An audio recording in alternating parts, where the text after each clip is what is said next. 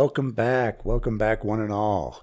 I have some catching up to do, so let's do the first mailbag of the new year. Let's get into it.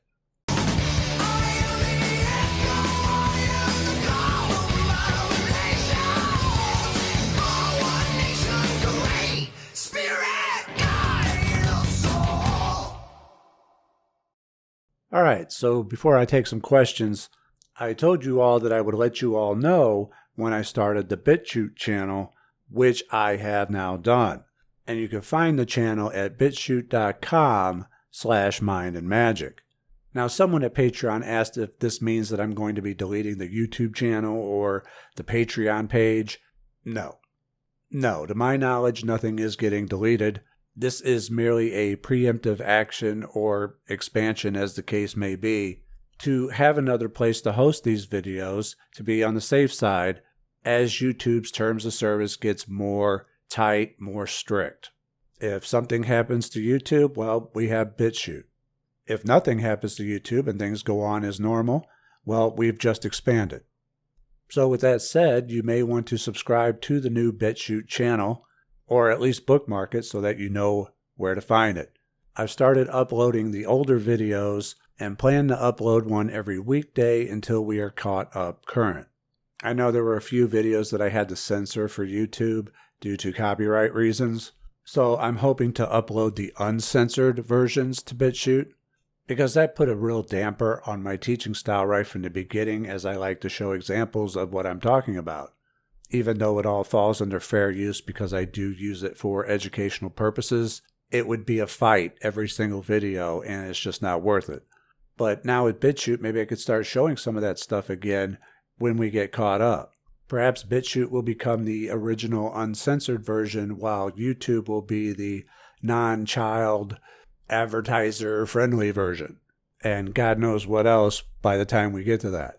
So my mind's already thinking of some of the things that I originally wanted to do, but haven't been able to because I've had my hands tied due to YouTube's copyright system. So that's all the more reason to subscribe over there at bitchute.com/mindandmagick. In the meantime, we do have a ways to catch up, but you can still enjoy a lot of your old favorites as a refresher as they're uploaded. So with that out of the way, let's get to some questions. Frater Xavier, quick question. I had a painting of me with a rotting face holding a cigar commissioned. I was planning on doing a banishment sigil and putting it on it. I'm starting to second guess whether it is a bad idea. Should I look for the positive outcome rather than the negative? All right, so the first question would be, why do you have a painting of you with a rotting face? You really shouldn't have any images portraying you in such a manner, because the painting can end up being a type of sigil in of itself. And no, you wouldn't want to add a banishment sigil to it because you could be banishing yourself. So the best thing to do, in my opinion, is to get rid of it or destroy it. And this is why I'm not a fan of tattoos, where people purposefully put a bunch of negative symbols all over their body and then wonder why their life's all effed up, put a bunch of skulls all over themselves, wonder why people they care about keep dying. Now, it can be used to your advantage if you know what you're doing and use positive symbolism, but most people don't know what they're doing. And due to the permanent nature of tattoos, it's most likely not a good idea even then. So I'm not really the biggest fan of it, nor do I ever recommend doing so. And that's going to extend to putting sigils on your pictures or paintings or anything like that. It's just generally not a good idea to mark yourself all up. Keep the magic in the circle, not on your body or hanging on a wall somewhere. And thanks for the question.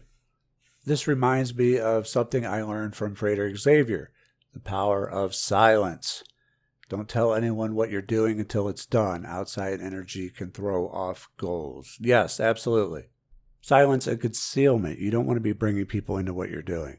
Typically, when people run off to tell people what they're doing, they're really just seeking validation. And you don't need their approval for anything. You already know what you need to do. When you really start doing things truly for you, that need to tell everybody what you're up to before you do it will go away. When you truly do it for you, not for validation or approval or to impress anyone. And you don't want them involved in what you're doing anyway, because as the caption says, their energy can throw off your goals. It could cause a lot of unnecessary interference. So yes, absolutely, and thanks for posting this. Hello there. I purchased your Magician Essentials bundle and really appreciate all the valuable info in them. I plan on buying the second one as soon as I can, or maybe as soon as you put another sale up. I had a question. I'm only 20 years old and I'm an aspiring musician. My question is, do you know of any ways I can implement magic into my music? Besides just the use of music in ritual, I want to be able to perhaps program an intent into the lyrics somehow like a sigil, but using the letter to form words for my songs. Do you think something like this could work? Yes, absolutely. A lot of people incorporate magic into their art. Music is like a spell anyway. The best way to do this is to incorporate your intent into the lyrics, because when a song gets stuck in your head and it repeats over and over and over in the back of your mind, that's getting into your subconscious because you're not doing it voluntarily. So yes, absolutely. I had a kitty get outside just as winter was about to hit. About 2 months goes by and we get a new kitten in the home, and in my mind, Ziggy was gone. Yesterday we got a call saying he was brought to the vet by someone and we can come get him. I had charged and burnt off some sigils a few days prior and remembered making one for him once we had got the call. Good luck, a coincidence?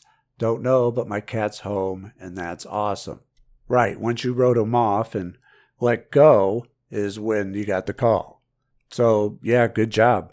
Cats are pretty good at surviving. Their main enemies are cars and dogs.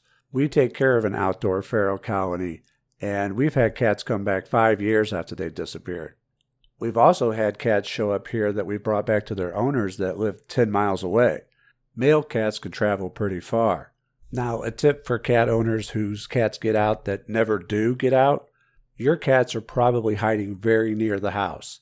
It's when they get outside and they have sensory overload and they don't know what to do. So they'll just hide typically in the bushes or somewhere close by.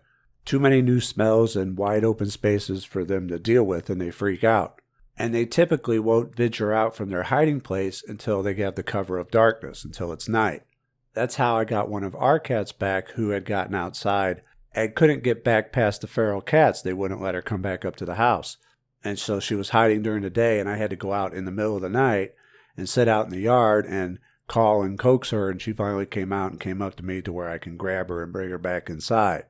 So if you ever have a cat who never goes outside, escape, and goes missing, it's probably very near the house, and you're just going to have to wait until night to coax it out to get it back in. Trying to go after it during the day when it's all freaked out and has sensory overload is just going to scare it off even further. Wait till things calm down at night, go out in the middle of the night, coax it, get it to come to you, pick it up, bring it back inside. Okay, just a little cat tip from experience. And finally, I have a common question that I'm going to answer. I get a lot of emails, typically one a week at least, where someone has an issue with the Gumroad app. It's usually that the app is randomly hiding some of their programs. And this has been a bug with the Gumroad app for quite a while now. And the solution has always been to just reinstall the app. It may take a couple tries, but eventually it usually works. So I have spoken with the CEO of Gumroad, who had told me that they were working on a new version of the Gumroad app. Well, that new version of the Gumroad app is here, at least for iOS users. They've released a new version of the Gumroad app on iOS at the end of last month, with Android soon to follow. And I will keep you updated on that. So, I'm told that this will help alleviate with this issue that people have been having. So, Gumroad users on iPhone will definitely want to get the new version, and Android, I will let you know when it is made available. And that will about do it for today. If you enjoyed this video, give it a like. I'd certainly appreciate it. We got a lot of good things coming up, and we're expanding. We're on Facebook, Twitter, Patreon, Subscribestar, and you'll want to check out the limited edition shirts before they go away. I'm Frater Xavier. I want to thank you all for listening, and I'll see you soon. Take care.